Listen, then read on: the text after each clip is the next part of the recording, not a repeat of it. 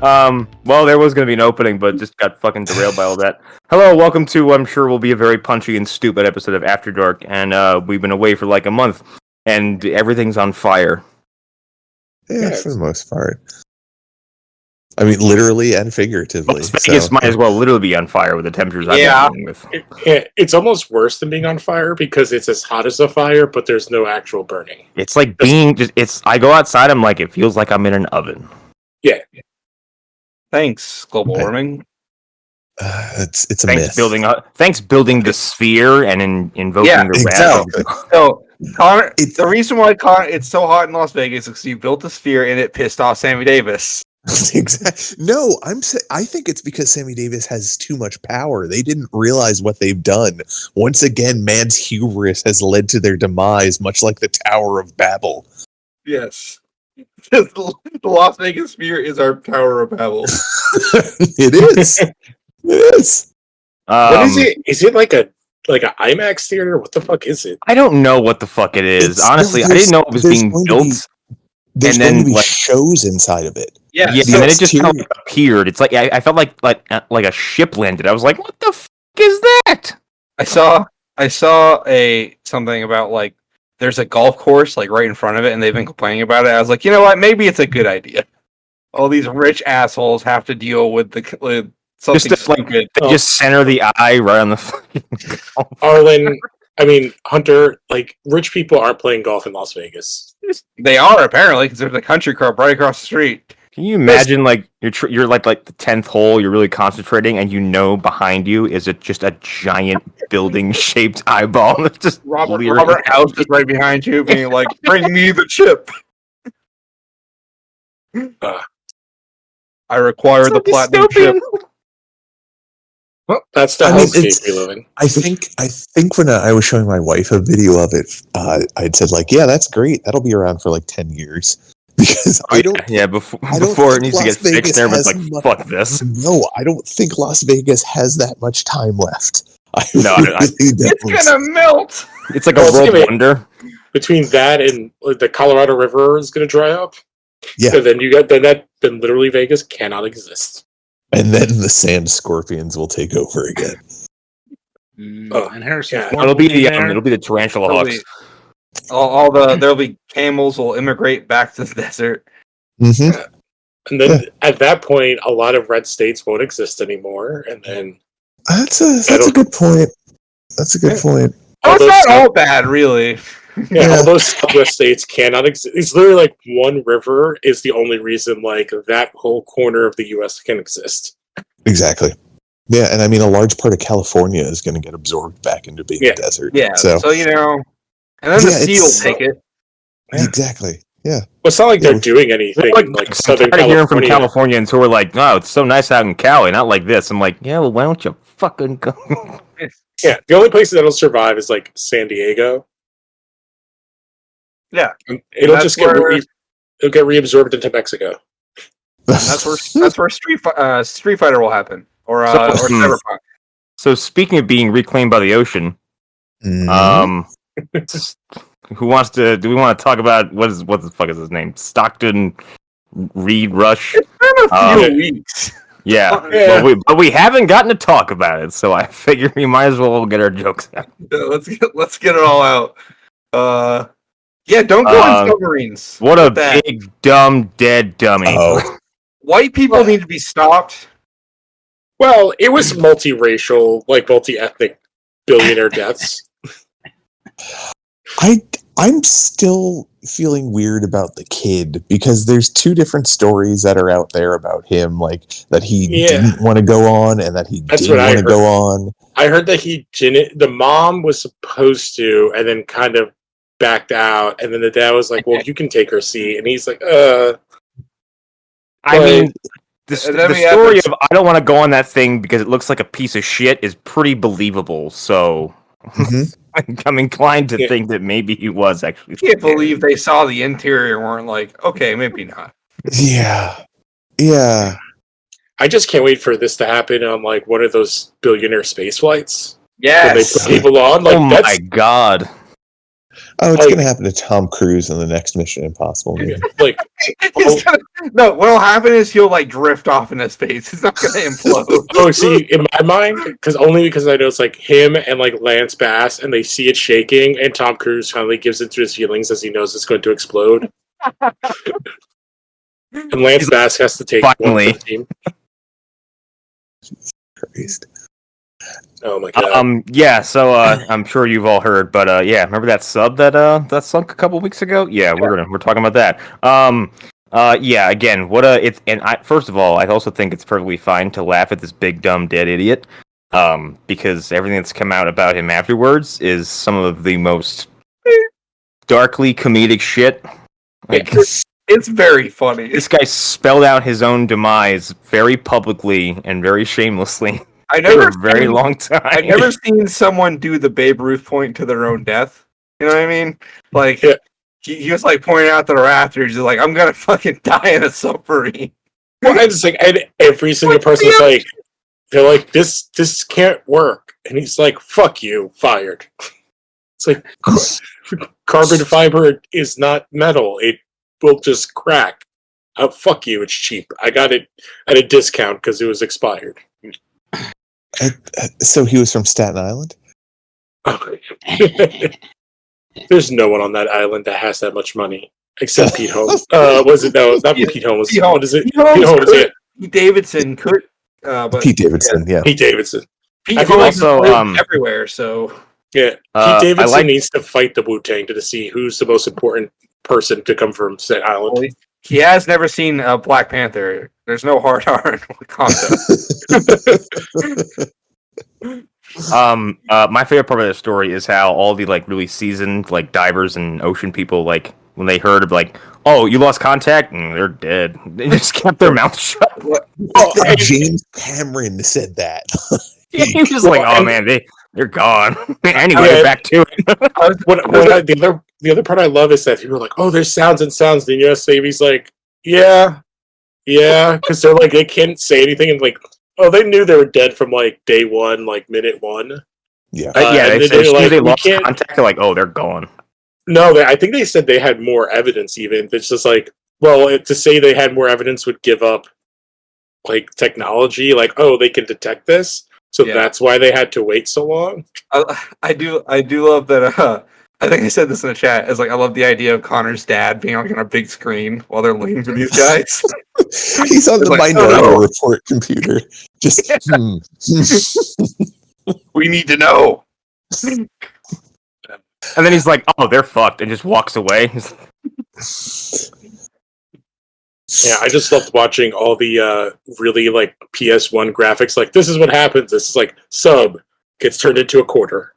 Yeah, it's It's, like crushing a tin can with a fucking industrial powered vice. In half a second, which is nuts. Well, that's like if you're gonna go, that's what you want. Yep.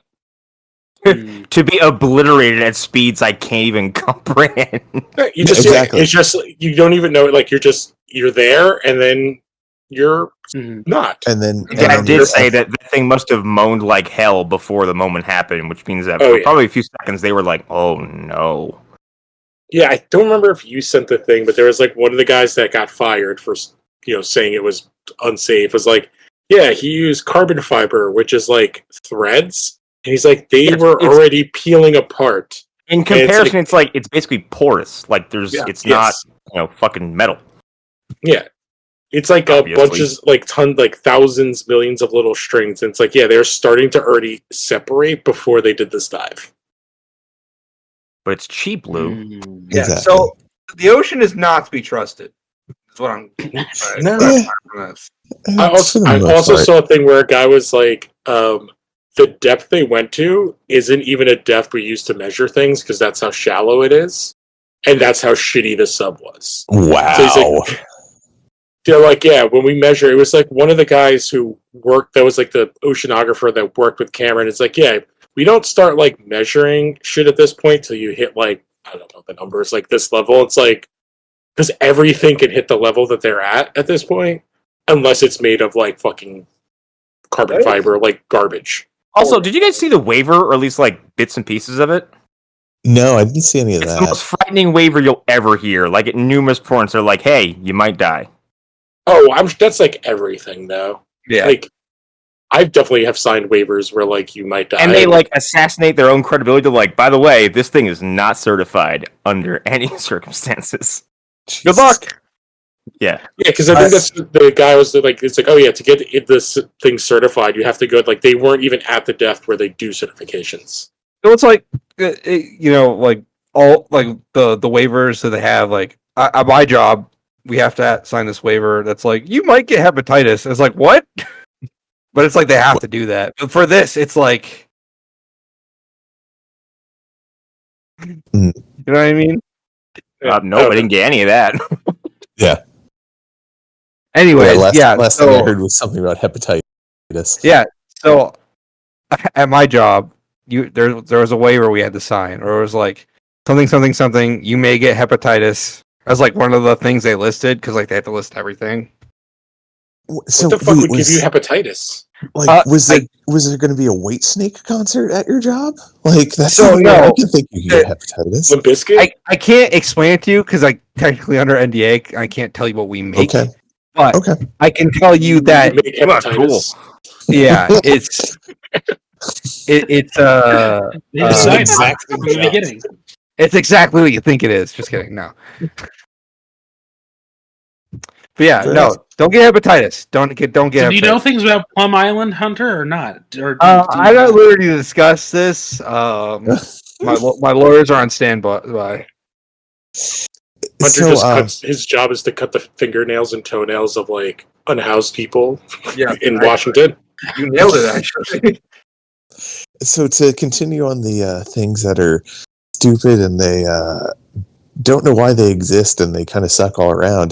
The thing I was hinting at that I did today, that Hunter, I think you out of everybody, more so even than Connor, will appreciate this, is for the princely sum of $7, I bought Resident Evil 6.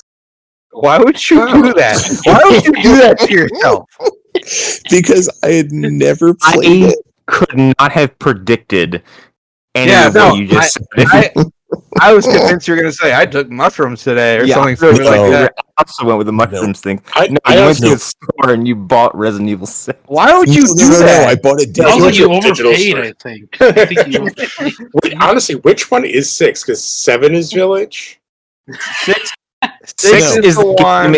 6 is the one that's 9 games in one. Yes, and it's all bad. And it looks fucking terrible. Dude, that game is aged like milk. It's got the ugliest fucking color palette in that it doesn't really have one because everything is the same shade of either steel gray or rusty brown. I don't understand. I feel like Capcom Japan was just like, the stupid Americans really like those Resident Evil movies. Maybe we should make Resident Evil more like the movies. Okay, let's just put every American blockbuster into 6 hours. Well, Yeah, and do I we really like those that Resident Evil movies? A lot of people do, or they wouldn't America have made as in many general, as they yes. did. Yeah. They made Yeah. 7 Resident Evil movies. They made Those type of things. I always feel like those are money laundering movies. Yeah, I mean, probably. Yes. No, Uwe Boll didn't Yes. make them. Well, no, they can still be money laundering. They're all filmed in Czechoslovakia. Yeah, I was gonna say which former Eastern Bloc in a country? fucking bunker in Europe. Yeah. Well, maybe Yeah, then, 6 is the game where it's like, this is a chase sequence, now it's a zombie game, now it's Gears of War, and now it's a chase sequence. Hey, do you know about Jake Wesker? About a Jeep? Do you know about Jake Wesker, guys? I know about him. Doesn't he do Kung Fu also? So doesn't it become like you're playing as Alice, basically? Am I wrong about that? Is that? No, he's all melee based. Yes. Yeah. Yeah, It's exactly. He's the worst. Does he have a robot arm? I played it for about. No, he's okay.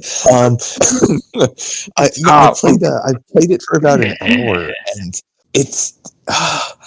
I don't understand how it went from 5, which had questionable issues and looked like everybody was glistening, but was still a decent game. But To this, it's just Oh like, wait, what hold did on. Are you do? talking about 5 is problematic? The game where you fight African Yes. villagers who throw spears at you? Literal spear throwing savages. Yes, like I said, yes. very problematic, and everyone looks like they're glistening. But yeah, it's 5. 5 is where you punch a fucking boulder. Don't give me any shit. That's Yeah, great. and it's sick. That's the greatest part of that game. Yes, it Is is. Chris Redfield fighting a boulder. There's nothing in 6 that even comes close to like that level of like self-aware like ridiculousness. 6 is dead serious and just Not boring good. as all hell after a while, because especially like, and then the thing blew up, transition. Like, I think there's a point in 6 with Leon's campaign where you're fighting 2 El Gigantes, and it's like, this should be exciting, but I'm sad that I'm playing Resident Evil 6. See, that's the thing. You you telling me keep that? funneling me into these tiny little areas with lots of invisible walls, and you keep just filling it with zombies, and you Well, just do the same thing in repeated corridors. Like, Hunter, you saying that like you're fighting 2 El Gahantes at the same time, like that just makes me think. If you were to say, and you also get a gun that shoots wolves at them, I would be like, yeah, that sounds about right for this game. But that That would sounds awesome. That would be awesome, though. That's the problem. It's not. That would make it's not Resident Evil like- 6 so much better.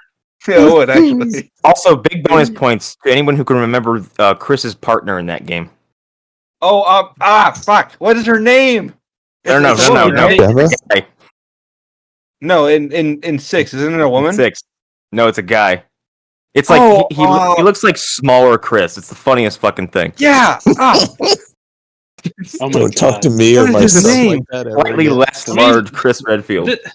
This does bring up a good question, though. Are they gonna? They're probably not gonna remake 5. Are they gonna even touch 6? It's Are they Piers. gonna- It's Piers Nevins. Is his name? No, they're not going to touch 6. Like, what do they do? So are they It's going like to that remake never happened. 5 then? Like, how would they remake 5? How, like, That's the just thing. People want it, and I I'm don't like, know. not a good idea. No, we don't need it. You don't need it. They- Although, how do you explain? They make the bad boulder guys punch- not black. They Well, make them not Africa. Yeah. I Or you mean, just, you could or just introduce brand new characters. Just pack up the entire story and just literally just with your arms just move it to a different continent. Just drop I mean, it. in fairness, it's not like anybody playing 7 or 8 is like, I need to know every single thing that happened between 4. You need to and know what 7? happened to Sheva. Well, Yeah, no, we that's need the to know. thing. They're relaunching the entire timeline to match up with like what 7 and 8 have done. Yeah. So Okay. that's Well, then they- In 4, Mother Miranda's cult is like heavily implied to be part of the 4 cult. Okay. So maybe they just do like a brand new game set in between. Screw it. 8 is 5. There you go. yeah, What if they they, just they do time travel and send Chris back, and it's just an adult. It's You just like have- now no game. You have They to just- stop I mean- Resident Evil 5 from happening. yeah, that's it. Well, it's just because in Village, the one dude calls Chris a boulder punching asshole. So you have Yeah. to have Oh, something that's right. that It's explains fucking that. awesome. Well, Yeah. Here's Oh, a yeah. hilarious. Here's something to think about. Chris is by himself when he does that. So that means he's told every fucking person how he beat the shit out of a boulder. He has. Of course he has. He would. And everyone's like, that's impossible. You have no proof. Shut the fuck up, Chris. Sheva was there. Yeah, where the fuck is she? Have you met my sister? She needs to be pregnant. It's like Sheva's not real. Sheva's your imaginary That's friend. not real. No one's met her. I'd actually love it if it turned out that Sheva was like You made her up, Chris. Oh yeah, what if they just say Resident Evil 5 remake and they just do like a whole trailer, but then when you actually play the game, that's the trailer. He just wakes up. Yeah. That's how they It's a do Super it. Mario Brothers 2 He situation. misses his flight to Africa and it just has a normal day. Yes. It's My God. So yeah, that was my big reveal because that was I was just like, yeah, why the fuck not? Because don't get me wrong. I might as well go into this because I think we'll have something to say about it. It just happened. I rolled credits on Red Dead Redemption 2 for the first time ever the other day. And I kind of feel like video games are over now because Mhm. Well, what do you mean? Starfield comes out in 2 months. Exactly. Oh, have you have played God of War, right? Oh yeah. Yeah, like God of War's. But I needed a week to process the end of Ragnarok. Yeah, like God of War is like up there also narratively. Well, it's like God of War and like I don't know. I wouldn't count Red Dead 2 because for some reason people have chosen Red Dead 2 to be the hill to die on. But like God of War and like Last of Us are the two games I can think of where everyone is like I don't agree with it, but like a lot of people unanimously are like, yeah, these are the video games that are like movies, and I'm like, no, I don't know. I feel like Red Dead 2 is more like a movie than either of those games. Yeah, Red Dead 2 goes like a little above and beyond that. Red Dead 2 feels like I'm like, man, I feel like I fucking knew Arthur, and like I was super bummed out when I finished it. Yeah, like Red Dead 2 seems like you're watching. Yeah, it seems like 4 movies, like that you're watching, like the way it's broken up. So you're really like following the character in this very long, because it's years. Where God of War is like a couple days, a week. To touch back on what Hunter was saying, real quick, that like Red Dead Redemption, it's more like a movie. I think if you do just the main story missions, then yes, it will definitely be more like a movie. But people get confused because you have all the open world stuff that you inevitably end up doing on your way to go do a mission. So I think when you just play that game like mission to mission to mission, it plays out much more like a movie than any other game that's come out. I want to see the movie where he like has something to do and then he stops. It's like, I gotta go kill like this like really fancy fox and this really fancy alligator. Like 8 minutes to skin it. You're to watch every second of it. And I need to spend 7 hours of real time fishing. Yes. I need to continually get confused on where the Viking helmet is. Some of the stuff that really hit me was like during the ending sequence where like the official like handoff to John as the new protagonist. Like Arthur like gives John, he's like, here's my whole life in a bag, take it please, and then puts his hat on him. I was like, that fucking hit me like a ton of bricks. And then like, especially if you know the ending of 1. Yeah, and then like John will talk about like, yeah, I got Arthur's satchel and there's all this stuff, I have his journal, I have all his drawings, I have, this fucking wedding ring that he just had. And then so it just, all the recontextualization it does to 1, like I'm just like, oh, this is so fucking sad. And they gotta be remaking 1, right? They are remastering 1. Apparently they are. Yeah. I just and then it also makes the transition to Jack like way sadder because I'm like, man, he is the last person standing in this whole fucking it's a vicious cycle. Yeah, it's like he became his dad, like John became Arthur. And then Jack became his dad, and like essentially, we'll probably like die the same way. Yeah. Mm-hmm. Yeah. I just thought of something. With them remaking Red Dead 1, will they remake the DLC, the zombie thing? Because if they do, that would be a way to bring Arthur back.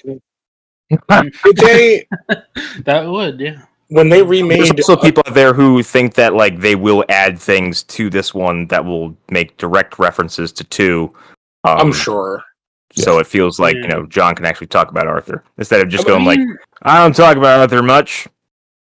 The map already exists, so like, just give us all the stuff in the Red Dead 2 map in Red Dead 1. Make it unlockable because it's that way already in Red Dead 2. You can go to the Red Dead 1 map. So like, the problem is Mexico. That's the big thing. Oh yeah.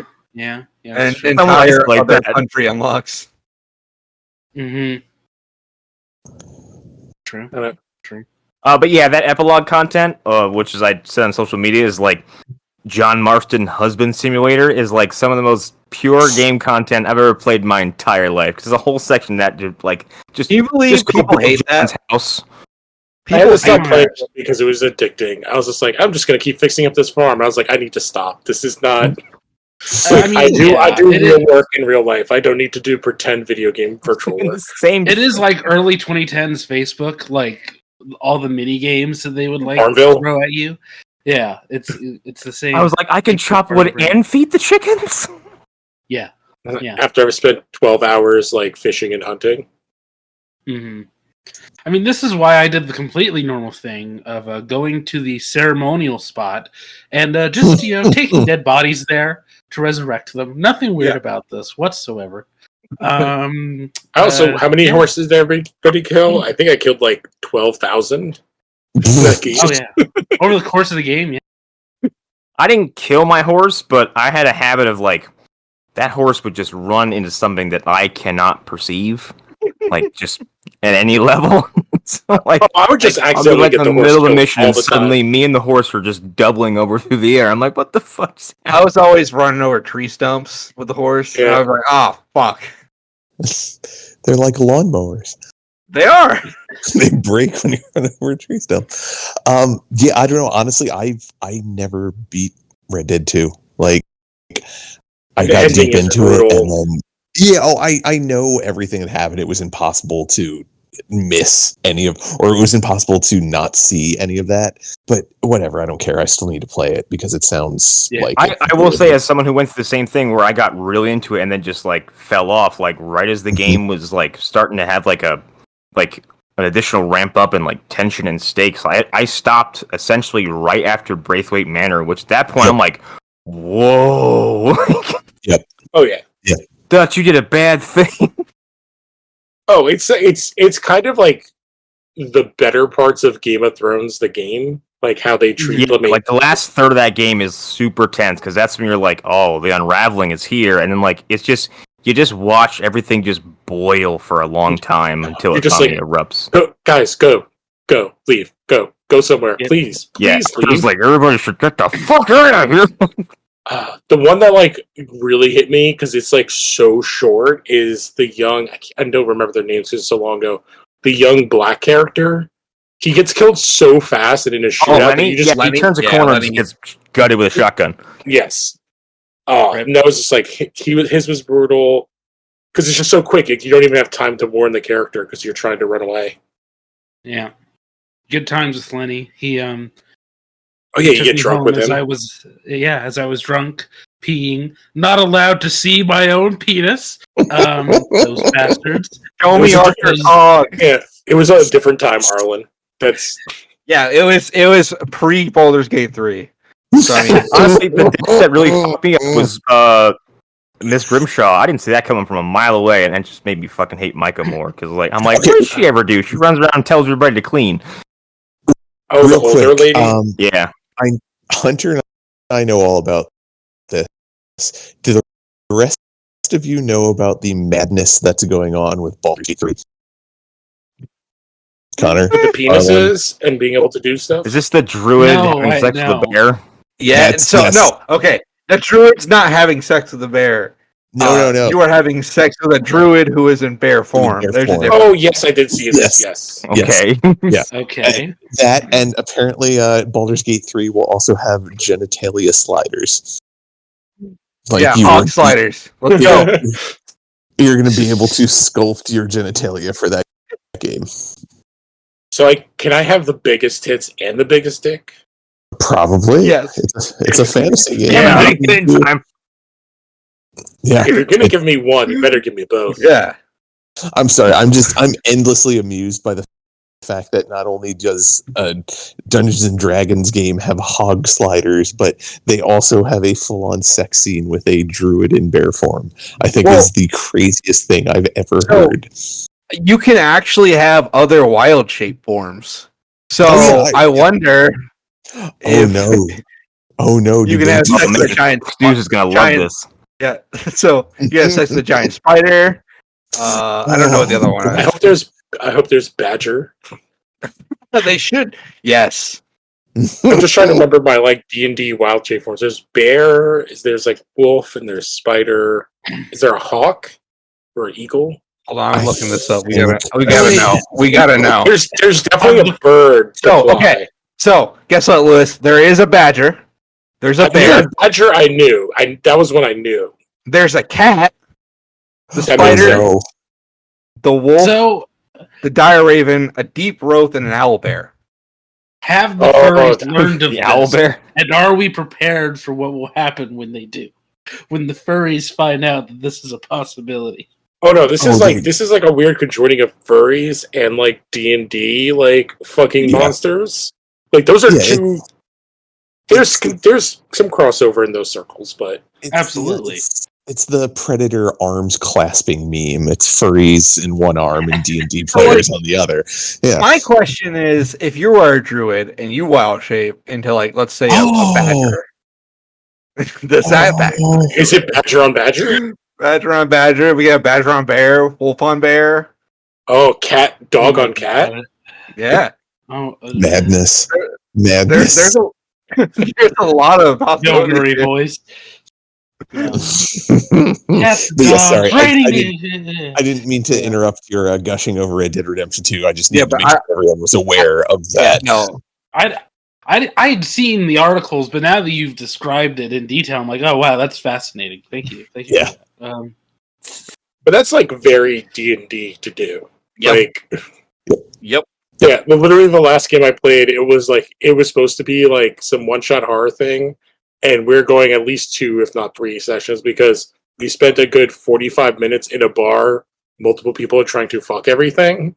Yeah, that just became the vibe. Christ, you are a game master's nightmare. Oh, it was not me that started it. It's because everyone's like god-bait. It's oops all clerics. So someone's like a cleric of like the sex goddess, and so they just were like they got a threesome with their elf and with an Aasimar and with something else. God, I fucking love D&D. Jeez. Yeah, and I'm a hippo man, and I was trying to pick up a cat. Hell yeah. Jesus Christ. I rolled perception to see who was looking at it, and I don't. Yeah, that's D&D. It's wild. Yeah. It's mostly stats, so people need to chill. Anyway, Connor. So sorry, Mrs. Grimshaw. That's where we're at. Yeah, Miss Grimshaw died. Yeah. Oh, the other one that hit me hard was the redhead. Oh, Molly. She dies for no fucking reason. Yeah. She dies for getting drunk. That's basically it. Also, Didn't she? I thought she died because she confessed of talking to the Pinkertons. One of the agents says, "Yeah, we talked to her, and she didn't know a fucking thing, so we let her go." And she went back to the camp all high and mighty, like, "Oh, I sold you all out." So yeah, Miss Grimshaw shoots her. When the reality was, Milton basically tells you, like, "Oh yeah, Micah Bell told us everything." Yeah, he's the worst. He's like the worst video game character of all time. When does Red Dead Redemption 2, when is it supposed to take place? It's what like year? 7 years right before? on the cusp of the Industrial Revolution, I think. So it's that like 10 years post Civil War.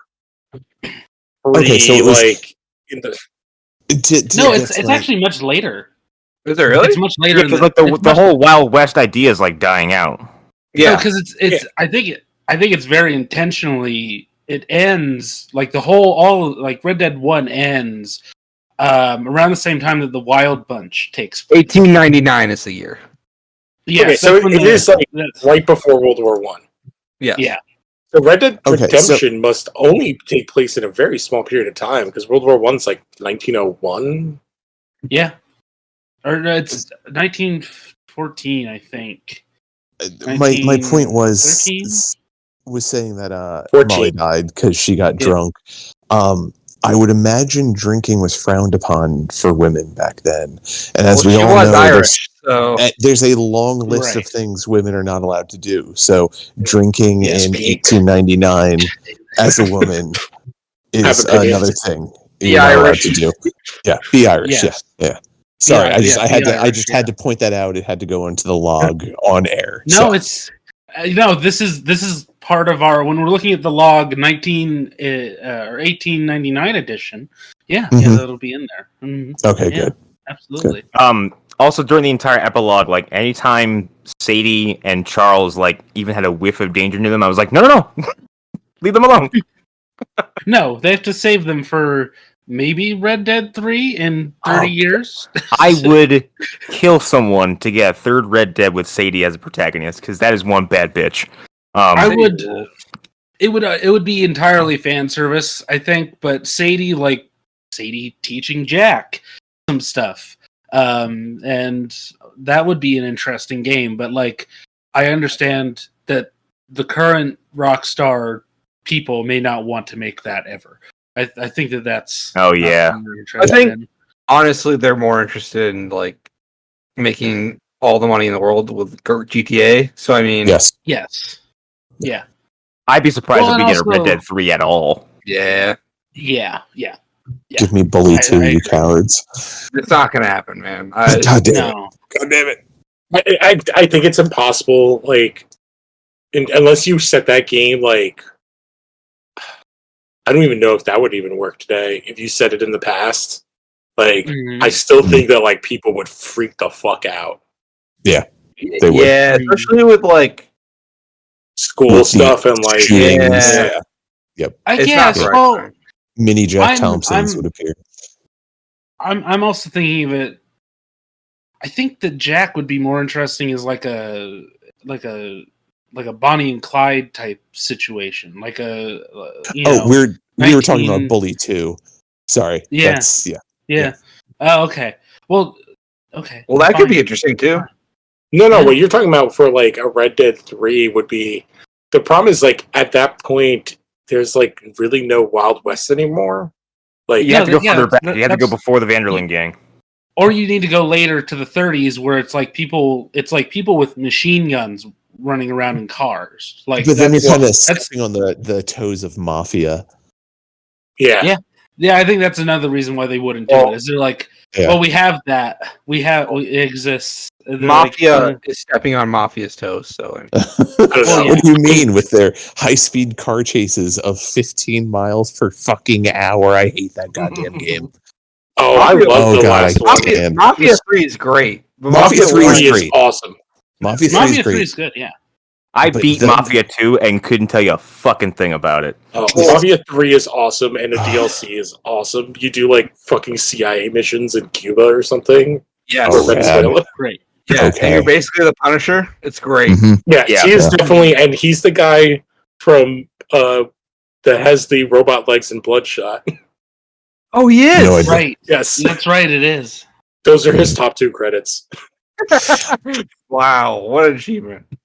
Yeah. Oh, so He's great in the game.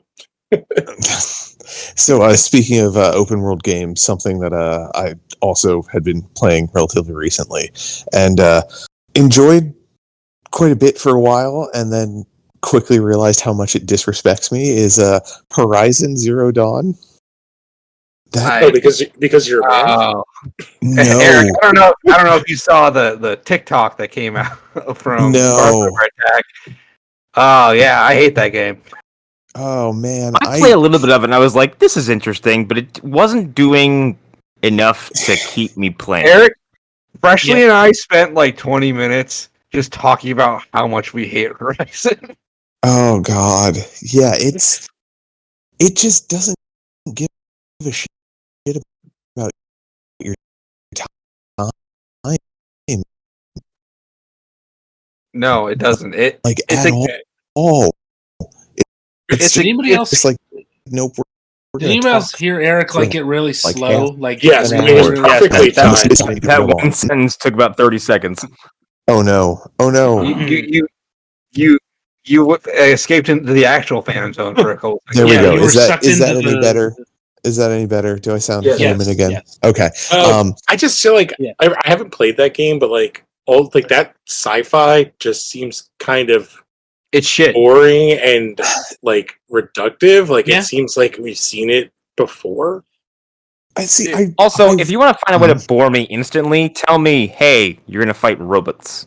Oh. see, Yeah. I don't know. Okay. I really like the combat in it. Like I'm a sucker for a good bow game, and like Mm. that combat engine is great.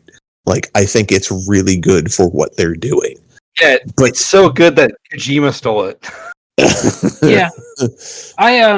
My problem was I didn't think the stealth in that game made any fucking sense whatsoever. I didn't.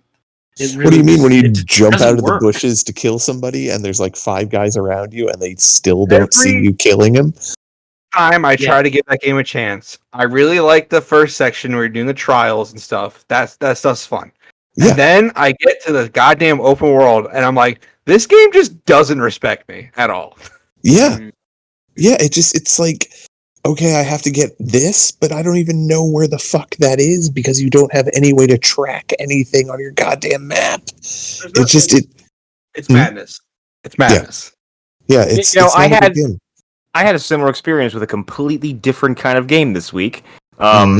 I saw that Call of Duty Black Ops Cold War, what a title, was free in the monthly games. I was like, why the fuck not? And then 300 gigabytes later, which, by the way, took my breath away, I booted up one of 3 campaigns, and within about 6 minutes, I just put the controller down. I was like, I am so intensely bored by this.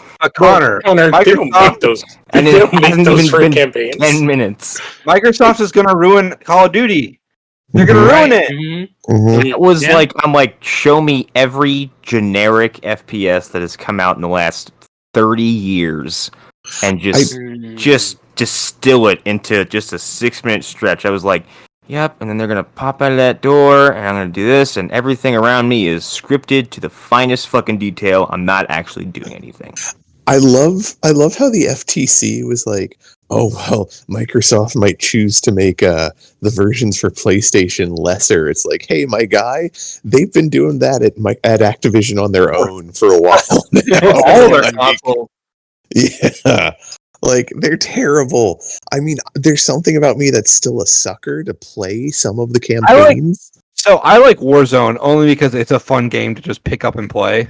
But like all the mainline ones are just bad. They're not good games. What was that? What was you? Yeah. I think Activision took you out. Yeah, Bobby Castro thing. I was saying that all the mainline ones are just bad. I haven't enjoyed one since Modern Warfare 2. Same. Yeah, I haven't. I don't think I've played one since. And they were like, these are like little Michael Bay movies. No. So I think I was that after Black Ops. Yeah, that's after Modern Black Warfare. Ops. Modern Warfare 2. No, Modern Warfare 2 was before. And then Modern Warfare 3 came out. Oh, after. Is it? Yeah. I think Black Ops was the first Raven Software one. It was. Yeah. Those weren't bad. Because everybody was concerned about that. Yeah, I don't know though. I even feel like Modern Warfare 2, like, I didn't like that story nearly as much as Modern Warfare 1. Like, 'cause Modern Warfare 1 came out of nowhere and was fucking amazing. And is that the one where the guy dies by a nuke in the beginning? There's a guy who gets shot in the face in the beginning, but yeah, there is the mission. Yeah, you're a Marine too, and you're in a city that gets nuked. Yep. Yeah. You get to crawl around for like 5 seconds. Yeah. Yeah, it's great. I think all 3 of those games and the first Black Ops, I think they just haven't. I don't think they've met what those games did in terms of like being interesting and doing things that are surprising. They stopped trying. They went like they just turned a FPS into Madden and FIFA. Yep. I think that their strategy changed also. They were like, well, let's get big actors. Let's get Kevin Spacey. Was that Infinity Warfare? I think he was in a couple of Infinite Warfare. I think that's Advanced Warfare because then Kit Harington is in Infinity Warfare. You're just giving me flashbacks to like working at GameStop and the same like 5 things repeat for your entire shift. Right. Well, I learned how to turn the speaker off, and I would like slowly turn it. I would turn it to like 2 if I saw someone walk in, just so it was still. Or like I would put it on mute and then be like, "What's going on?" It's like I don't know. Like it just stopped. If somebody came in, I was like, "I don't know." It just stopped working. Like I don't know. I've emailed tech. Right. Speaking of broken, DC Studios, am I right? Bad CGI, computer graphics. What Brothers in general? Well, Warner Brothers just evolves into worse and worse things. It just keeps on going. What was the thing this week? Last week was the article that David Zaslav was like, "Get rid of this," and then they reprinted it with like a bunch of corrections that just made people want to read the article. Yep. They just. What was this week though? I don't know. Well, this week's been a little different. Yeah, with the SAG-AFTRA joining the strike. So Honestly, like it's for me, it's like a 1-2-3 punch of like now. Obviously, I was waiting for the Flash. It came out. Not only did I wind up really disliking it, but it ate tremendous shit box office wise. Like, whoa. And then like the fucking writer's strike happens. I'm like, you know what? You fucking deserve this. Mm-hmm. Wait, you don't like the first movie to be on the blockchain? That was so ridiculous. That was like, Well, I they're missed this. potentially Wait, failing what? now. Did you not know that, Connor? They put it on the blockchain. Yeah. Flash is an NFT now. You can get the. Oh my god! You can walk around the digital scans of Barry's house. Because that's a thing that you want to do, right, Connor? Isn't that what you want to do? We all want to hang out with Barry Allen at his house. Yeah, with his annoying younger self, played by himself. You want to see his mom in the place where she got killed. You just want to walk around there, just look at it. I do. This is where my mom died, Raphael. You know what? I'm glad you brought that up because I was thinking about this today, and I'm gonna. There's this weird new hang up I have with that movie. It's how they handle. First of all, Nora Allen is barely in the fucking movie. Okay, she's like. Wait, can I give you a timeout on this, Rick? They have a Hispanic woman making spaghetti. Oh yeah, we'll get to the spaghetti because this movie has a weird obsession with it. Oh, they literally only did that for that thing, and I like watched it. I was like, why are they talking about her sauce and she's making fucking? I'm like, that doesn't make. I'm like, well, Andy Muschietti, you know, he's an Italian man, so I mean, yes, right. He only knows spaghetti. So we're gonna have the woman speaking Spanish make spaghetti and meatballs. Mm-hmm. Sure. Yeah, she's barely in the movie, and then also they kind of just like gloss over like any circumstances around her murder outside of did Henry Allen kill her or not? Like, because otherwise there's another suspect. So like, she might as well have been killed by a ghost. Time out. I fucked up. He's Argentine. Never mind. It's even worse. He's from I will say this. Literally, the actress is from Madrid. Like, so okay, that makes it double worse. That he is like, yeah, spaghetti. Spaghetti. Yeah. Oh, well, actually, and that's the funny thing is her death is now predicated on a can of tomato sauce. This is a weird movie, guy. Everything you're telling me makes me so glad that all of the things that are, well, with the exception of Aquaman 2, that are related to the Snyderverse are pretty much dead. I'm so glad. I'm so glad this is finally over with because it's been rudderless and it's just led to this bullshit. I just can't believe Yeah, I mean, this should have. I just can't believe like how brazenly they came out with like all this PR and like Tom Cruise and James Gunn. The fucking shame. It had to be like literally like on that contract. Like, if you say that this was the best comic book movie ever, you can extra $100 million. I don't care if you say this movie cured your cancer. Just get in front of a camera. So okay, I'm willing to believe that James Gunn just has his own taste. And okay, fine. Stephen King is friends with Andy. They're friends now. He did 2 adaptations of Stephen King's one of his most iconic books. And he did a really good job on one of those. So Stephen is his friend and he's there as a buddy. Tom Cruise is Tom Cruise, so he's gonna do whatever wild shit he's gonna do. His things were high that day. He was probably like, "What? The Flash? Never heard of it." Anyway, what's your quote? Well, Arlen, the other angle I thought was possibly that Stephen was trying to warm Warner Brothers up a little bit to possibly, I don't know, let Flanagan have Gunslinger come through them. Could be a little column A, a little column B. I do think it is like Stephen. From everything I know about him, he's incredibly loyal to his friends and people that he likes. So like, I could see him like.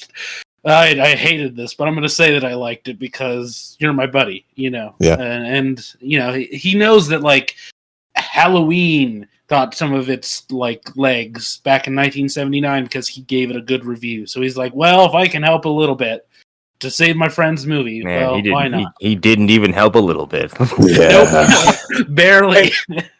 And I was gonna say on the Cruise thing, it's actually funny. I wonder if he's just like, why is no one cast me in one of these movies? Like in that crazy, erratic Tom Cruise energy.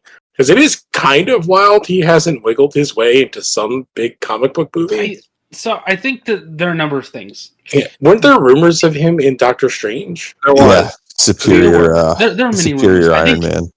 I think nobody wants to bring him in because they know he'll take over the movie. Yeah, that's at this point. Yeah, you just look over at DC Studios. Yes. Well, I don't know if Tom Cruise could keep the level of secrecy that Marvel wants. Yeah.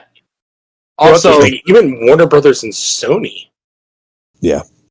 Yeah. Also, like and even also, they're not. Isn't the reason why like Christopher McQuarrie and him work so often is because they're like best friends. So like I can imagine like him going from the relationship he has with the Mission Impossible movies and like Top Gun to like having to be in a hyper like controlling environment. Yeah. And Mission Impossible, from what I've heard, is like the opposite. It's almost like this weird Marvel method, like comics of like movie making.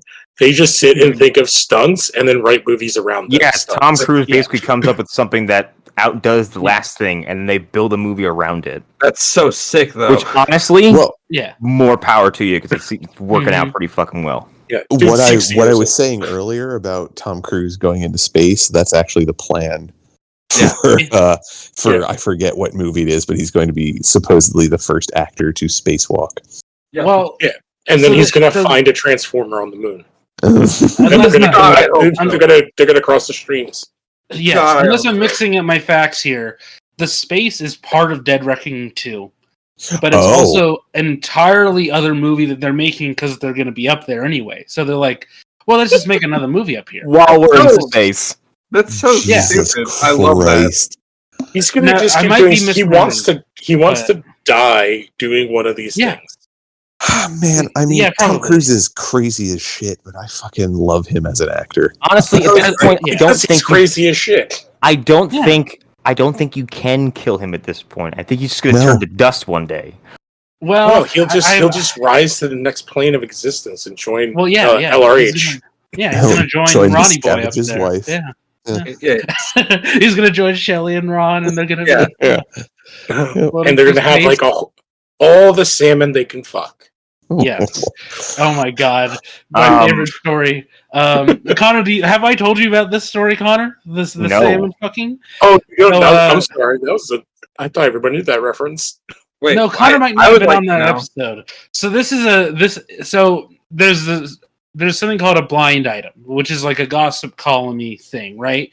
Where people will report in stories about celebrities, and you basically have to guess based off of details about who it is. There are multiple stories of Tom Cruise going into grocery stores with like a fresh deli section, buying a fish, disappearing into bathrooms, and coming out without the fish. And nobody knows what he's doing with these fish. Fuck? What I've heard is that like the idea is if you can control your body enough that you can get erect and have sex with a dead fish, you have reached you can fuck anything. That's the OT11, like you're next level. Okay. My brain is like misfiring now because like what the fuck? Well, hey, you get people to believe that some ancient aliens drove 747s into volcanoes. That's the thing. That's not the crux of Scientology. That's just the hook. You know, that's not the whole that's thing. The thing you don't find out in trailers. Yeah, you don't find the alien thing out until you're at like the top level. That's to like secure you. Oh my god. So like, where the fuck is this fish fucking coming from? Anyway, Michael Keaton. Only good part of that movie. Does he fuck fish too? Is that what we're getting at? He might. Do not blaspheme, Mr. Keaton. So, there are many theories about Tom Cruise. His sexuality has been in question for like since the beginning. I don't know when in the 80s the Tom Cruise being gay rumors started, but I know that they were around. I feel like it's Top Gun because of how insanely homoerotic it is. Yeah, possibly. I know that they were firmly in place by Anne Rice. Yeah. Interview with a Vampire. Yeah, because I remember watching like Weekend Also an Updates insanely time where they make fun of him. Yeah, also an insanely homoerotic movie. But yeah, I think there was a lot because they were like, oh, he must be hooking up with Kelly Brock, and everyone was like, no. Yeah, and then she turned. Yeah. It doesn't help that Travolta has also long been rumored to be gay, and their situations are very similar. So, but no, I don't think Michael Keaton has been. Well, he's not in Scientology, is he? No, I was just going to talk about him being Batman. Oh. Again. He sounds so disappointed. Amazing. Amazing that happened, and the movie isn't the biggest movie on earth. Thanks, Warner Brothers. Honestly, here's the thing, my final impression of like his whole run in that movie is like, kind of. Oh, that's so fucking funny! Oh my god! I mean, like it's cool, but like at some point you're like, that's a rubber CGI, man, because Michael Keaton's back ain't doing any of that. Well, maybe this is good. Maybe this is good in the long run. Maybe this is helpful to James and the stuff he's gonna do. Hopefully, this doesn't just destroy any goodwill. There were some big rumors that if Flash hit, that they had kind of already established with Keaton to do a Batman Beyond movie, that this was like a backdoor into that. Maybe. I don't know. Here's the other thing too. So this movie has. Arlen, you care about big spoilers at this point? To see this movie, I'm not. If it shows up on Max, I might. Cool. It's probably be there in a week or two. So this movie is. It didn't hit me until like a week later, but like it's the first time I've ever seen on screen Batman die, and I didn't feel a fucking thing. Oh, and he dies twice. Here's the thing: it kind of doesn't mean anything because you know the way the end that they're going to. It's a time thing, so it removes the stakes. Plus, besides how shitty the movie is, but it's like also Zod wins. It doesn't matter anyway. Yeah, well, because you know that they're not going to have the movie where he loses. So you know the timelines are set. Yeah, that timeline ends with Zod successfully harvesting the blood he needs for the world machine, and he terraforms Earth. The end. It's the problem people had with Infinity War. They're like, well, they're going to bring them all back. It's like, well, no shit, but it's how you bring them back. But in that movie, it's like 10 minutes later, it's done. Yeah, Bruce dies, and then they time travel, and then he dies immediately after. And then Kara dies in every timeline they show you. She gets stabbed and killed by Zod every single time. So both of them just kind of show up to say hi, and then they dip out. Yeah, I feel real bad for her, that actress, because she gets. I know we talked about this in our chat, but she gets nothing to fucking do. Yeah, she'll look cool for a little bit, but yeah, she just kind of shows up and is stoic. And punches. She said that they cut her first scene is way longer, and they cut it way down. I can't believe a studio like Warner Brothers would do something like that. Yeah, I can't believe. Yeah, speaking of cuts, as far as continuity goes, this movie's a fucking mess. Well, okay, it doesn't understand its own time travel rules. Also, at some point, it makes an overt reference to the Snyder Cut, not even a vague one. Wow. Because he says to Bruce, I've time traveled, and Bruce says, like in Pajarnov. In the Whedon cut, Flash isn't even present for that fight because he's off pushing a car. So they directly reference his time travel thing from the Snyder cut, so it makes the continuity even more confusing. I think it's official the Snyder cut is quote-unquote the real continuity. Yeah. At this point.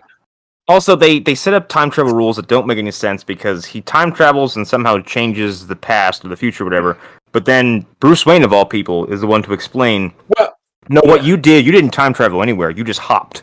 He said, basically, you found a fulcrum point between two timelines and you jumped into one of them. It's a worse scene than the one from the TV show with Jay Garrick with the coffee cup. Oh, God. Yeah. Which works so much better. He's like, it's a coffee cup, smash. Oh, I put it back together, but it's never going to be the same. Yeah. Basically, Bruce is implying that, like, because he did this, he has now either caused a new timeline to form or has just jumped over into one where two timelines are intersecting. So, regardless, he can't actually have an effect on the future anyway, because he's going to go back to that timeline, his mom will still be dead. Yeah, it's multiversal theory. Like, yeah, Trunks traveling back in time. Yeah. But then they also use the Speed Force to travel directly back in time and try to change the events in a timeline they're in, despite saying that you can't do that. Yeah, and it's weird. It also reminded me of, like, well, if they went back, their past selves would still be there, which is the whole also, like, TV show thing of the I don't even remember what they called them anymore, but like those would have to exist. The other thing is, like, he's worried that because young Barry isn't where he was when he got his powers, that if it doesn't happen to him, he won't get his powers. I'm like, you two are different people. You're from one timeline, he's from the other one. It's not going to matter. I feel like he doesn't quite understand time travel there yet. No. Like, he doesn't understand. Like, it's like it's been told to him, but like it hasn't sunk into, like, no, this guy's like a different guy. Everything I learned about time travel, I learned from the action-packed Jean-Claude Van Damme film Time Cop. Right. And the one thing I know is that there's no reason these two Barrys should even be able to touch each other. Yeah, right. Because they would just absorb into a better ball. Time travel rules? Like, legitimately better time travel rules. Yeah. So young Barry is... Ron Silver turning into goo is much better than anything that I'm hearing. Activist Ron Silver. Young Barry is fucking insufferable and is basically all of the worst parts of Ezra Miller's performances stuffed into one little body. And at some point in the movie, it almost feels like a self-aware section. Like, old Barry is contemplating how to get himself out of this young Barry, and then in the middle of this, like, supersonic, idiotic rant from young Barry, old Barry just balls up a fist and goes in the Speed Force and says, how hard can I punch him so he didn't remember any of this? And I was like, do it, because I hate this kid. And yeah, he becomes Dark Flash. Apparently the most obvious thing ever. He gets upset that he can't save Kara or Bruce, and then runs back in time over and over and over and over and over again until he's been doing it for centuries, essentially, and then becomes this big, heaping mass of what I assume is Kryptonian shrapnel. Yes, that's exactly what it is. Is stuck in his batsuit, which means that in every permutation of this time travel, he was hit by a piece of shrapnel to the point where it made a shell over him. Well, I don't think I'm ever going to watch this movie. Oh, it's not. So that is also played by Ezra Miller, so there are 3 Ezra Millers in this movie. I think we should just not ever think about these things ever again. Yeah. He's also on screen for maybe 90 seconds. Like, I kind of love that James Gunn came out recently and said, like, no, the Warner Brothers / whatever entire universe is being established with Superman Legacy, which is basically him just saying, like, it's over, folks. Like, they're just like, oh, this was the end of Flash. Aquaman, if and when that ever happens, is that filmed? I believe that's filmed.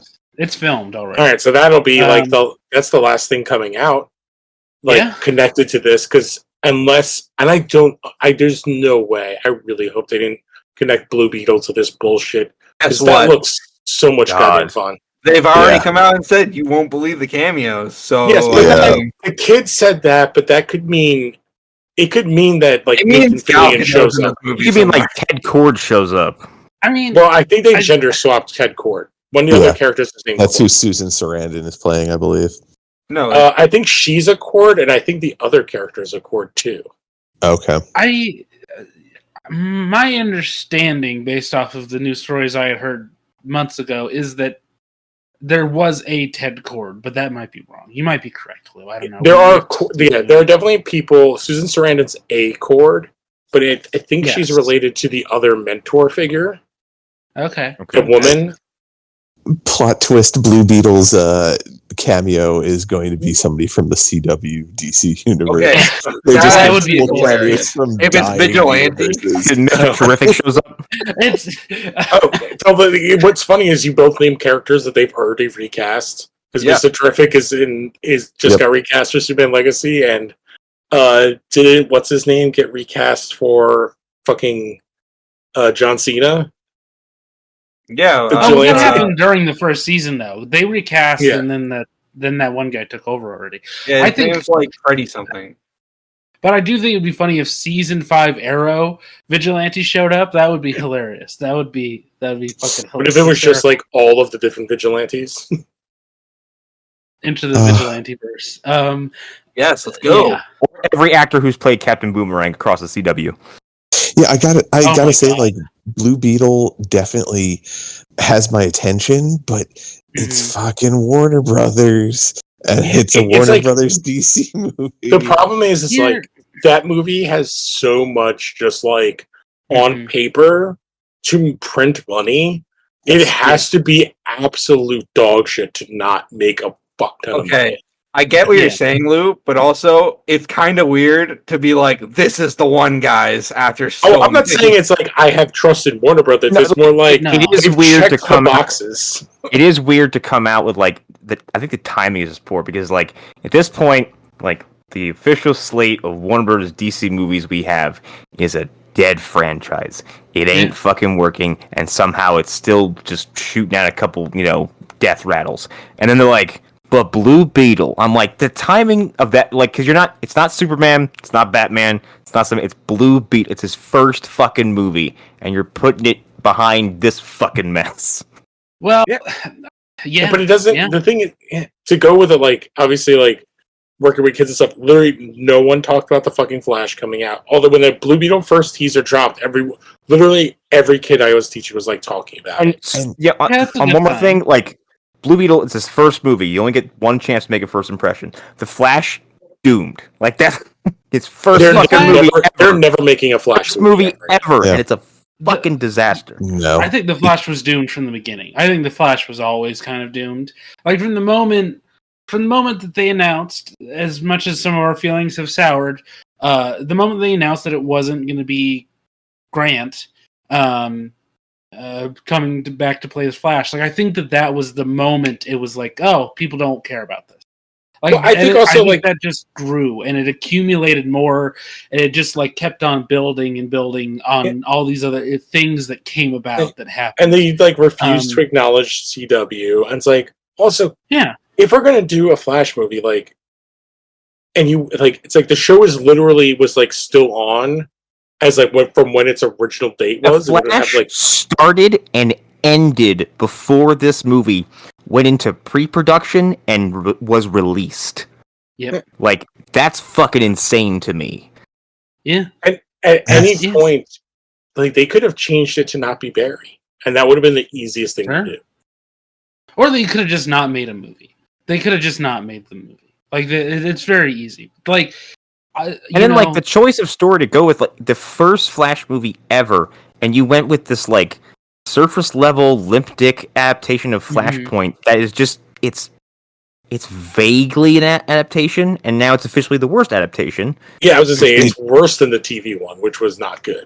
Real quick to touch back on Blue Beetle, I just wanted to bring up the parallels between saying that like Blue Beetle, nobody really knows him, blah blah. It's his first movie. That's kind of what Iron Man was before they knew what the Marvel Universe was going to be, because he was a C-lister at that point. Yeah. Most people did not know unless they actually knew anything about Marvel Comics, like anything about Iron Man. So this could be their Iron Man, but I think it's Warner Brothers is going to Warner Brothers it. Anyways. Yeah. Back to the Flash that will never end. My God, the Flash is no, Eric. I'm glad that you brought us back to Blue Beetle because I do want to say this. I think Blue Beetle could actually it could do well and still not be a great movie. That's entirely possible. It could Suicide Squad, the first one. Yeah, it could definitely do that, and but it's just like again, it's got the check boxes. Like it's young Mexican American. It's got like good comedy people in it. It looks like they spent money on shit. Also, from what I can tell from the trailers, I feel like aesthetically and just the style of it, it's matching up closer to things that we know much younger people really like. much younger people really, really like anime. More so. It's very colorful looking. Oh, there's definitely like a huge. The sword is like him doing like either. There's either going to be an anime reference or like a Final Fantasy VII reference. Yes. Yeah, There's no way that there's not there. And I could see that being like a bridge between old superheroes that, from what I understand, a lot of younger kids, they're into them, but not in the same way that previous generations were.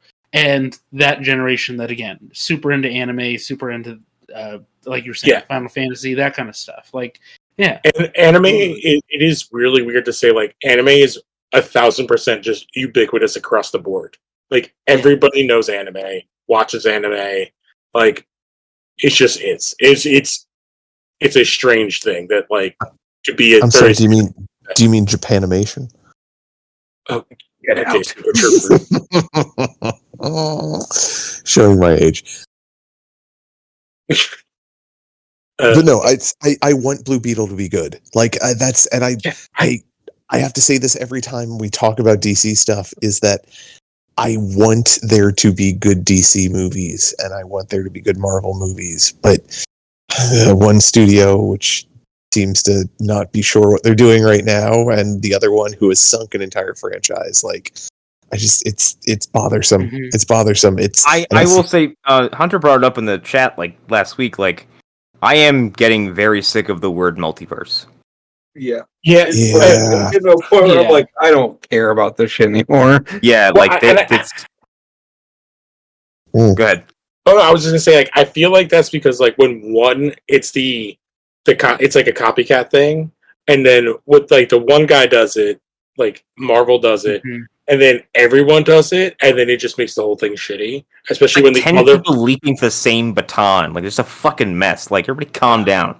It has also led to the most insufferable discourse I've ever seen on the internet, or like people are just being unnecessarily mean to things. I mean, people are shitty on the internet. Yeah, it's weird. Imagine that. And like the sort of discourse around comic book movies now is so toxic that I don't even want to talk about them anymore. Well, it's like my specific issues. Well, Arlen, actually, you sounded like you wanted to say something, so go ahead. I forgot what I was going to say. So, okay, that's fine. That's fine. I was going to say, like, I feel like part of Marvel's problem has been that they haven't had any competition for so long that the settling into their number one position is definitely starting to show quite a bit. Yep. It feels like at this point, and I mean, mind you, Ant-Man has really been the newest thing, but using Ant-Man, it felt like they were just like, well, who cares about the story of the movie? We're going to be revealing a bunch of stuff about what's going on going forward, which part of me thought that was smart at first, putting that into an Ant-Man movie, but now it's like, wait a minute, you guys just sacrificed this just to do your fucking agenda. They tricked me into thinking that movie was going to have some kind of stakes, and like, I didn't hate the movie, but I also left going like, especially because there's a moment in the ending where Scott has like a moment of panic where he's like, oh no, did I just fuck up? And then they immediately transitioned into a joke. I'm like, that could have been good. And you sacrificed a character moment of like, that could also progress the story because like later on he could be like, dude, I fucked up. I like Kang out. Instead he's like, nerp, Bearskin Robbins. And then just in a weird defense, it's like the Ant-Man trilogy is probably the weakest character movie set of all of the character movie sets. Both of his sequels were used to promote something else. Yes. So like, I wasn't expecting a whole lot. And to kind of, if we're talking about the MCU, like I literally just before this, I finished this past week's Secret Invasion. I'm like, man, they're doing like this dumb shit, but like, they're doing some wild ass shit in this show and spending some money, like spending some real fucking money. I just want to say I'm just slowly warming up to Secret Invasion because the first episode didn't catch me right away, and then I watched the rest of it earlier this week.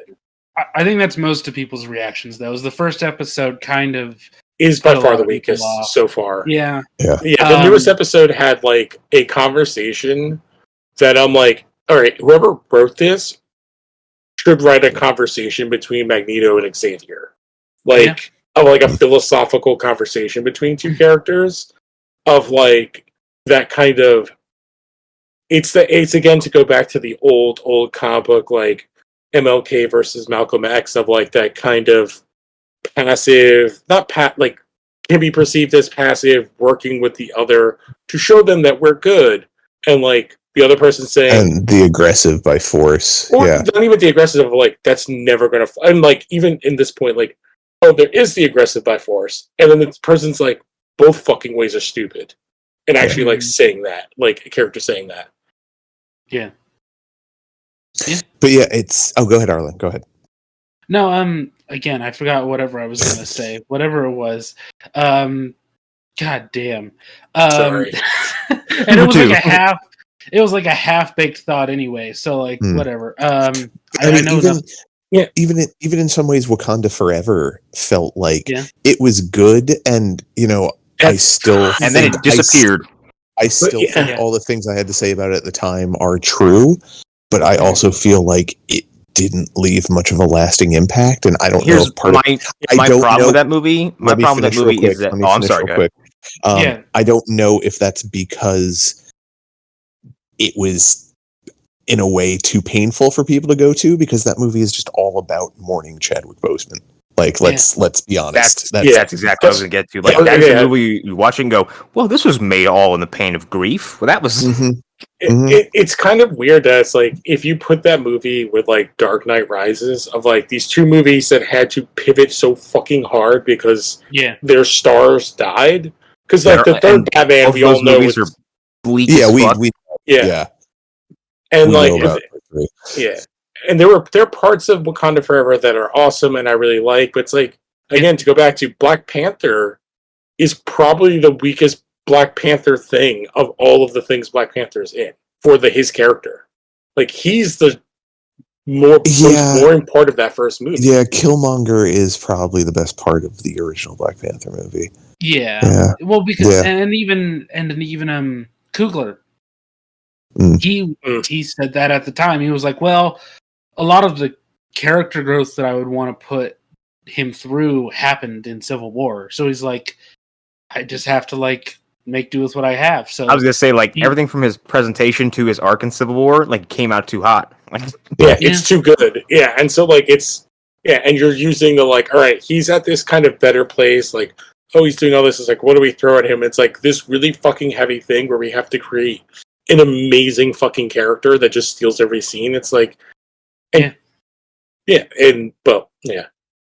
I mean, I mean, not to turn this into Black Panther 2018 pod, I will say that, like, but he gets some really good stuff at the end of that movie that I think is part of. I mean, it's part of why I remember being so excited for the next movie and for Coogler to be able to actually have him go through an arc. If he had been able to do something similar to what Wright went through, that would have been really interesting to see, but we were just robbed of it by the universe, fate, whatever you want to call it. Every movie since Multiverse of Madness on the Marvel side has been a mixed bag, is sort of how I look at it, 1,000-foot view, unless I'm forgetting something. But it's just been like, okay, there's some really good stuff here. There's characters that I really like that they introduced here. But it is also like rushed. It feels like it's growing pains, hopefully, of like we have to lay down these characters that we were focusing on, and then we're trying to baby step our way into figuring out where the fuck we are now.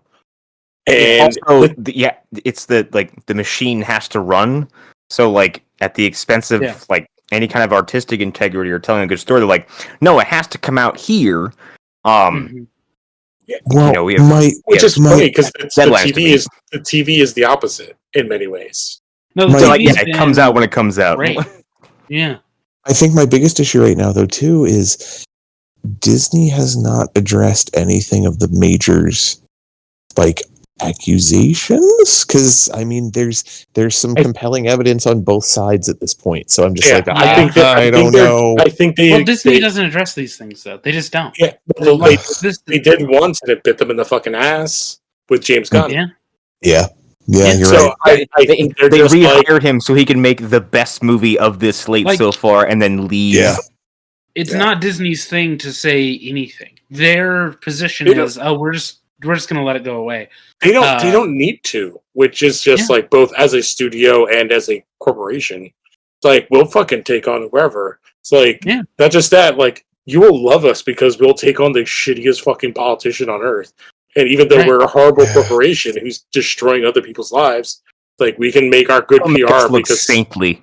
yes. Like, Hey, I'm trying to think of the last. Bob doesn't look too good right now with some of No. the shit No, he said no. during the strike. Well, he when Bob doesn't look- Perlman he gets his doesn't look hands the on worst. him. Bob is still Bob. Like that's the thing. Like I like this week he really like fucking said some fucking bullshit. But at the same bobbed time, it up, yeah. I've always been like he's Michael Corleone. That's always been my position on him. Is like, yeah, he's the bad guy that you sometimes want to root for. Like that's what he is. That's why I sometimes get like I think Chapek would have weirdly said the vanish same about shit, him. though. Like if it was like Chapek and the same thing, he'd say the same thing. Not defending him, but like it's the same. But Yeah. I think it coming from Chapek would have kind of been weirder because Iger has managed to build this cocoon around himself that he's the good CEO. Yeah. Like Yeah, with Chapek, you would like, oh, yeah, go figures. yeah, I mean, like literally a year ago, there were people like, "So are you going to run for president?" And he's like, Yeah. thinking about it. I think he could win in a landslide, and then we'd be in an even worse place than we are now. But yeah, it's icky. I forget where we were even going with some of what we were talking about. No, but Marvel. No. Well, but like Disney has a history of just not addressing these things. Like the last significant time, and I'm not like a Disney historian, so there are probably books about how I'm wrong here. The last time that I can really think of before recent memory where like Disney was addressing current issues and like things in the news in this way, in that directive a way, was like Walt Disney testifying for fucking for the it was the Jews. It was stuff? the Jews. Right. Yeah. It was like that's the last time I can. They just don't. They don't get involved when one of their actors is doing something bad. They fire him or they don't, and then they don't say anything.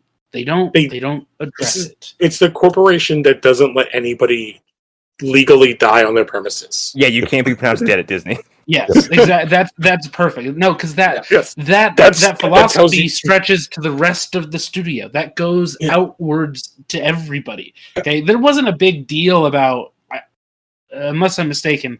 I don't think Michael Bay has worked with Disney for about a decade, unless I'm misremembering something. There was never an announcement about how we are cutting ties with Michael Bay. Michael Bay will not be working with Touchstone Entertainment anytime soon. It was just they stopped working together, and you didn't hear anything about it. Now he's working with whoever he's working on. He's making 13 Hours, his weirdo conservative movie, and you just don't hear about it. Like they don't address Which conservative movie was that? 13 Hours. Oh, okay. Because there was one that made some headlines this last. Oh weekend. yeah, with crazy my God. Superman in it. Yeah. With Jim Caviezel. I listened to a whole podcast because he's On like the Freedom. Yes, on the I just Freedom. learned about this. It only made $8 million less than Indiana Jones. Well, yeah. One of the days it beat it. It beat it on like the Friday or the Saturday. It's pretty amazing. What is the plot of this movie? Okay, If I remember, I can tell you everything. If I remember, it has some of the dog whistles in it that No. conservatives over the. No, so okay. It's important to point Eric. this out first off. This is a movie that was made in 2018 and sat on a shelf. Oh my That's God. important to put in here. I listened to a whole 2-hour podcast about this movie. So yeah, made in 2018 under a studio I think called Live Angel or Angel Live, something like that. Sounds like a porno. That sounds like a porno. Angel No, Studio. apparently, it's apparently not. it was like a major production though. Originally, It's the shit ton of money they put into this movie that's based on the life of this FBI agent who's very Mormon, who claims that he goes and rescues children from these pedo rings. It's full QAnon, all this shit, right? Sure. And so Jim Caviezel's been doing the tour, and they finally got someone else to pick it up. It was like, but it's a huge budget. I think it's like a $15 million budget. So it is crushed. Like this is like really depressing how much of the shit they're going to make. Well, okay. So there's a story behind it, though. Are you going to? Do you know about their whole pay it forward thing that they do? Yes, I do. Yeah. What? Yes. So a couple of things. So one, yes. So before we get to that, So Jim Caviezel's going on every conservative media talking about adrenochrome and these baby farms. He plays this FBI agent, and there's like a couple of scenes in it of like him rescuing children. I've heard it's like it has way better actors than you wish it had. It looks fucking good. It is terrible. Like, it has no fucking plot, but like it looks way too good for one of these Christian. It's because it's just a Christian conservative movie. Yeah. Well, one thing Angel, at the end. I will point out, Angel put a lot of money into this show about Jesus. Yes. Recently. I'm on the Wikipedia page, and I'm at the end of this movie, and I'm in utter like disbelief that it ends like this. Oh, well, the end of the movie is Jim Caviezel comes on the screen and asks you to tell people about this movie, buy tickets for them, so you can pay for tickets online, and then they will give them out to people. This ends like an after-school special? It does. Yes. So there's a whole website thing where you can donate and say buy $100, $200 worth of tickets that they will then give out for free, but they count towards its box office. But they buy the tickets regardless of whether or not anybody actually wants to go. Which is why there are theaters that are sold out, but there are like 5 people in the theaters. Yeah, because they'll get whales to buy out, or maybe even themselves, their company, or like their church, because he's very Mormon. Like, it's just connected to this Mormon shit too. Sorry to interrupt. That explains why recently, like, a local independent theater was like, I think, like one of the top 10 places that earned money for the movie because it had so many sold out. Because like Sir Pennsylvania's got a whole lot of religious people. So that makes sense. Yeah, all right. It's super Christian, but specifically like the guy. All of it ties back to this one, the guy who the movie's based on, and he's super Mormon. If you want to listen to like the podcast, let's do it's called QAnon Anonymous. It was their last episode. Guys. Okay. And they had done like a year ago a whole episode on Jim Caviezel, and because he has gone fucking nuts in the last years. He was going around saying he was Jesus. He was going. I missed it. He said there are people who said they stopped allowing him to do several things on his show because he was going to kill someone. He was not allowed to drive anymore because he was going to fucking run someone over. They didn't want to do any firearm things with him anymore because he thought he acted like it was like a real gun and shit, and was like. There's also theories, and the list of celebrities that this is the theory about is astonishing. There are theories that he can't read. He can only do like very short sentences. He can't remember any lines, and everyone says he's the dumbest person they've met. I love this. Oh, that's so funny. No, this is fairly recent, so I don't know if this was in the podcast. The guy who this is all based on. I'll drop a link in there. Yeah, he started a foundation. Something Underground Railroad. Yes, no, he did, but that's what it's called. Shit. Yeah. Really? You call it Underground Railroad? Anyways, Arlen, continue. Yes. Oh, did we lose him? Oh, Arlen died. Oh no, we lost Arlen. R.I.P. I feel bad that I'm laughing that hard about someone not being able to read, supposedly, but here we are. It's really funny. Killed me. The guy's name is Tim Ballard. Yeah, what is it called? It's like There we go. I'm on? Yes. Yes. Oh, okay. I found the name. Tim Ballard got fired. He got fired from his company. He got fired from the people from the child saving organization that he started. That's what I'm saying. Here is the name. It's called OUR, Hour, Operation Underground Railroad. Amazing. Wow. So why did Tim Ballard get fired from his job? They're not saying anything. They're not saying. They're He not got saying fired because anything about it. everything he says he did, they like because in the one episode, I'll put a link in here. They But like here's talked the to thing, reporters, and they were like, "Yeah, we can just look up the things he says," and like they Right. did not happen. I don't think that's why he got fired, though. I think his organization found out some things, and they just don't want to say anything because of an NDA. But like, they know something. Clearly, there's some skeleton that we don't know about. Could we just go back to talking about Caviezel and how he can't read and he's possibly the stupidest man on earth? That's amazing. Did you guys hear about him like going around to different interviews and claiming yes he was Jesus? Yes, he's also again really close buddies still with Mel Gibson.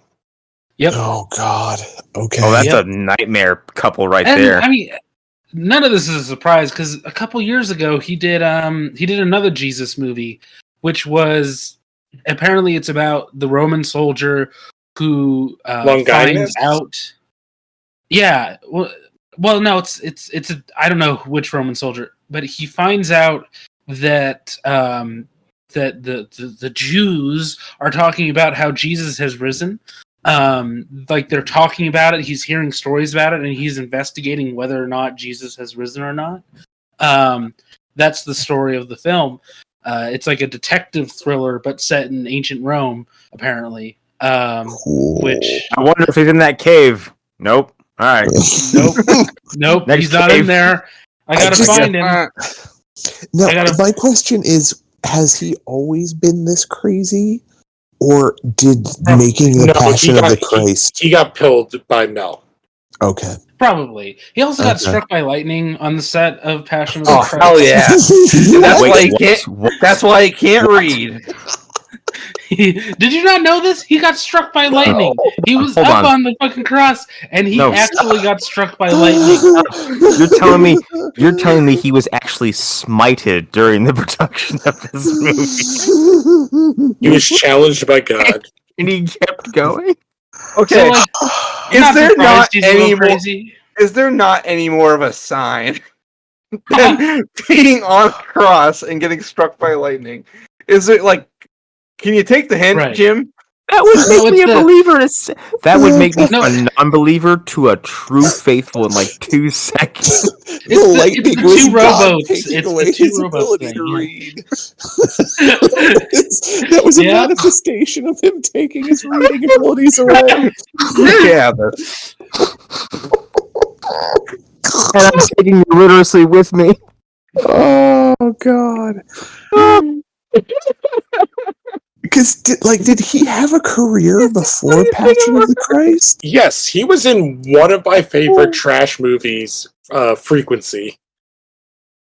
Isn't he also Irreversible?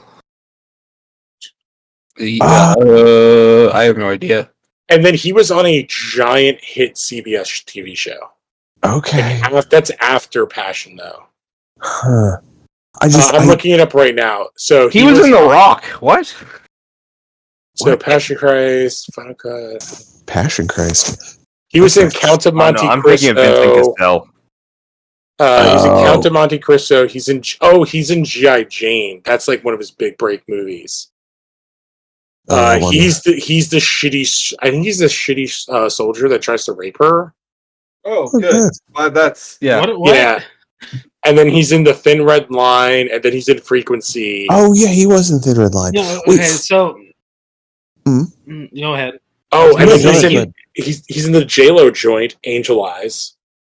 Yes. Yeah. He had like an interesting late 90s career, like in like weird indie movies and stuff like that. He was the go-to like white guy that can't really be a hero guy. He was like Armand Sant, like Armando Sante. Yeah, kind of. A younger version of like an Eric Roberts, I guess, would be the best way. Yeah, to I think that's he was kind of. Yeah, that's a really good comparison. Yeah.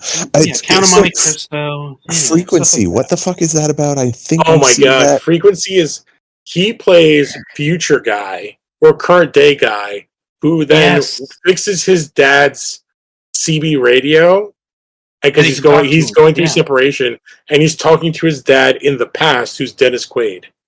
Yep. Oh, okay. And they accidentally fall into a serial killer plot. Oh, Christ. Yep. And it's like actually really good time travel rules in it. And they made a TV show, I think, a couple years ago. They did. A CW show. Actually. That's no sign it's of mostly quality. it is 90. Yeah, that movie is like a 90% Dennis Quaid movie, though. Mm-hmm. Well, Dennis Quaid is someone who's got some takes, apparently. Well, it's a lot of free, crazy. No, don't ruin Dennis Quaid for me. No, I think you're thinking of Randy. Are you thinking of Randy Quaid? Not what's his face from Dragonheart. I can't remember what they are, but I had read something like a while ago. I remember seeing that it was something that Dennis Quaid had said. I was like, okay. Oh, he's in all those Christian movies too. Okay. Yeah, he's in the Click. I would not be surprised. He's in one that's coming out, or maybe it just came out, where it's like the pilot of an airplane, of like a little airplane dies, and he has to take over, and he has to learn from like a person on a radio. But of course, part of it is they all have to pray to get the plane to land. Wasn't he in like the movie that people freaked out about with like the Jesus dog movie, where people freaked out because they were chucking the dog into the river? Yeah, he was also part of that. Quick, Arlen saying it was a little airplane. All I could imagine was Tiny Town. So when you're saying he has to learn how to fly through someone on the radio, I'm imagining there's a worm on the other end talking into the person on the radio talking in like a 1930s accent. Like, you got to make sure that your is facing this way. Yeah. No, but it's you know what I mean, like a personal plane. Don't ruin Bowen from Dragonheart for me. Come on, don't take that from me. Don't ruin the dad from Poltergeist. But no, yeah. Oh, no, it's Craig Nelson. Yeah, it's Craig T. Nelson. Yeah, maybe it's Craig T. Nelson. It's Coach. Maybe it's him I'm thinking of, who had a bit of a shit take recently. I mean, a lot of those dudes all kind of start to look the same to me, like James Gunn. Not James Gunn. What's his face? James Wood. That's it. Like, James Wood's like crazy conservative monster. Well, and that's the thing. I feel like a lot of those guys probably all are, but they have a better ability to hide it. But they're all kind of starting to shut their mouths. But they're all kind of coming apart at the seams because they're getting to that age where they're like, fuck it, who cares? It's just James Wood's got there much quicker. Yeah, I'm looking into the Craig T. Nelson claim because he is a native of Spokane, Washington. So I need to know now. I looked up Dennis Quaid, and all it is Jack Quaid talking about growing up having Dennis Quaid and the fuck is Meg Ryan as his parents. I don't even associate those two as being relatives because, like, Jack Quaid is our precious baby boy. Yeah, can do no wrong. Yeah, and I saw him on Best the Worst, and like it's seeing him in that environment, like he's fantastic. Although I did see in the shirt company I buy shirts from Roosevelt, someone took a picture with Randy Quaid, and all the comments under were like, "Wait, isn't the government looking for him?" And like, isn't he accused of a shit ton of crimes? Why is he in the States? I think it's tax evasion is the thing. I think it was like squatting and like, didn't he like pull guns on like officers? I don't know. He's like Ezra Miller. I'm sorry. Yeah. They were just method acting. Maybe Randy Quaid should have been the Flash. Oh my god. They should have just had him do one of the Superman cameos. It would have been better. It would have been more tasteful than George Reeves. I know it's weird to go back to this. Like, how much would you have had to pay Nick Cage to just do like just 5 minutes? Yeah, that was the one that really threw me for a loop when they he's alive and he's doing dog shit. He's alive, looks fine, and you could have put a wig and put a suit on him, and he would have looked great. Instead, he's a big competent from the ground up, and it looks fucking terrible. The thing is, okay, so talking about Nick Cage doing whatever, what is he secretly building? Because he's in so much stuff, and he's been super quiet. You haven't heard about him doing any extravagant purchases. He's got to be purchasing something insane that he's building. he's going to buy DC from Warner. God. Well, I know that as of the movie about him, where he played himself, as of that movie, he was tax free or like out of the tax hole, whatever you want to call it. Yeah. Mm-hmm. Like he was just feeling himself. And he was, and so everything after, presumably he's doing fine, I guess. Like he's above water, certainly. I imagine his financial advisor is like, okay, this is how we don't do that again. Well, one, you don't get married like 3 times in like 5 years. Yes. Yeah. That would help. Yeah. Don't not break primarily living in Las Vegas. That would probably help, or at least not where he was, because he was living in like a big apartment building. Well, he's here's in New the thing: Orleans for the longest time. he's a crazy person who's from a famous family, who's very rich, who has several hobbies that you can blow shit tons of money on. Yeah. One of those being he's really into fucking Elvis, and the other one he's really into comic books. And he also likes having giant bear skulls in his cool room. Oh yeah, he has like a shit ton of skulls, doesn't he? Yeah, he had to sell some of them. Yeah. Yeah, and he also was famously, he got his Action Comics 1 stolen. Yep. Someone broke into his house. I love that story Sean Bean tells. He says they were playing a game of pool in his house, and then Nick Cage accidentally, drunkenly knocked over an ancient bear skeleton and shattered it, and was so sad that he went outside in the backyard and buried it. Honestly, if I knocked it over, I think I'd have the same reaction. I need a moment. I'm just like crying. It's like, how much money did I spend on it? One more thing on the Flash with hit that cameo. So it's weird enough that Nick Cage is in the movie as it is, because now we're doing nostalgia for things that never even happened. So what do you think he's doing in his cameo? He's fighting a spider. He's fighting a spider. He's fighting a giant. That part I don't mind, because everyone knows that story.